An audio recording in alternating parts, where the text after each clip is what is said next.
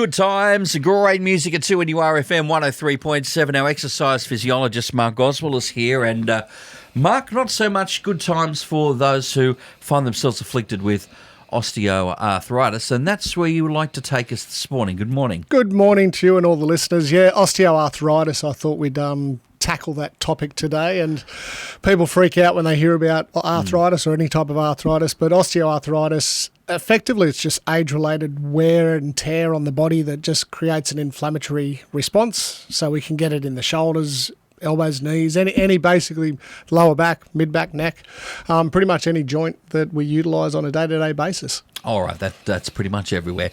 So essentially, how will you know that you may have osteoarthritis? How would you know that? Yeah, look, it'd be a constant ache that you'd experience on a regular basis that would just be ongoing and reoccurring on a day-to-day existence. So yeah, you'd feel it in your knees if you're going for an extended walk, or you'd feel it in your knees getting in and out of bed in the morning. You'd feel it in your back with any sort of long-term postural work. So it's not one of these things that you wake up and you go, oh wow, that really hurts. It's one of these accumulative factors that just keep building and building.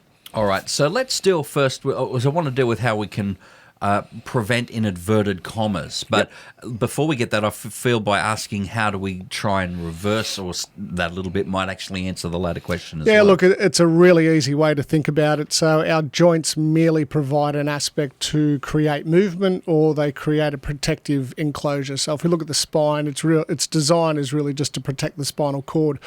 If we look at knees, elbows, hands, wrists, all of that, the joints are merely an aspect to create movement. But if you take away all the muscles, they don't actually do the movement. So it's all of the muscles that attach to those joints that control the load, control the aspects of what's going on there. So from a management perspective, it really is as simple as getting as strong as possible and as stable as possible around those joints.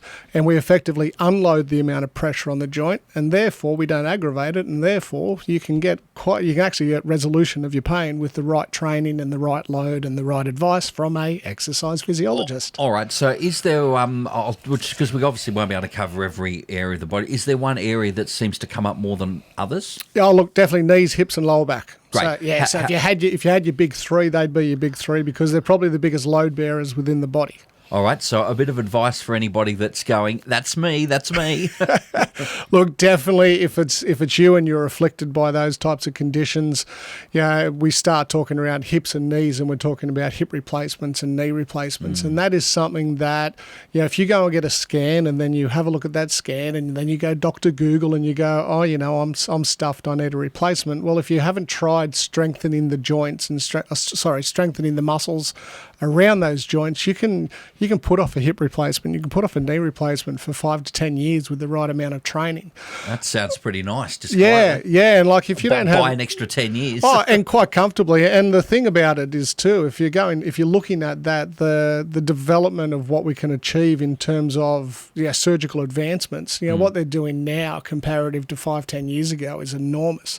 So what's changed if there has been some advancements? Yeah, look, a knee replacement is done within 25 minutes. That's as long as it takes these days. Like they literally MRI the knee, they put a cap top and bottom, where 10 years ago they used to jam a steel rod down your leg and up through your thigh, and it'd take 3 to 6 months. You literally get a knee replacement, you walk out these days, like after your recovery. So hip replacements, the time to recover is so much quicker.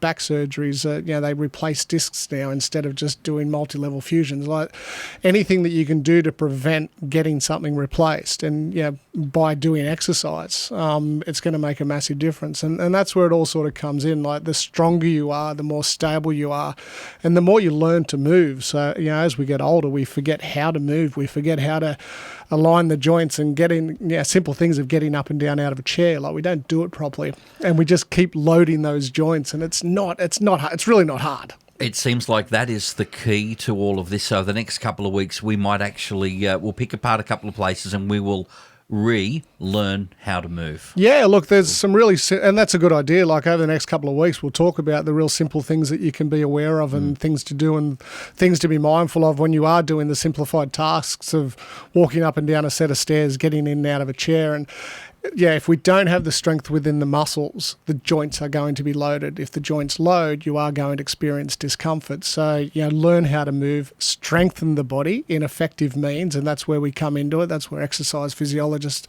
work their creative magic.